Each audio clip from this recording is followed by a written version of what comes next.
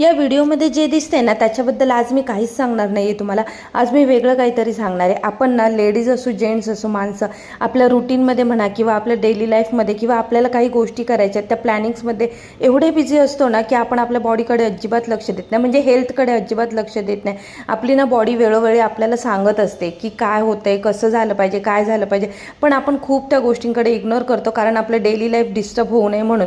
पण तुम्हाला माहिती आहे का, हे छोटंसं इग्नोरन्स आपल्याला नंतर किती महागात पडू शकतं किंवा किती भारी पडू शकतं याचाच एक्सपिरियन्स सध्या मी घेते. काय झालं ते येणाऱ्या व्लॉग्समध्ये मी तुम्हाला कळवेलच. फक्त मला या व्लॉगमध्ये एवढंच सांगायचं आहे, तुमचं जर कोणता बॉडीचा पार्ट पेन होत असेल ना तर डॉक्टरांकडे जा, कारण आपल्याला सवय असते, आपण आपले अंदाज लावतो याच्यामुळे हे होत असेल त्याच्यामुळे ते होत असेल आणि आपण डॉक्टरांकडे जायचं टाळतो, पण त्याचाच खूप मोठा परिणाम नंतर आपल्याला भोगावा लागतो.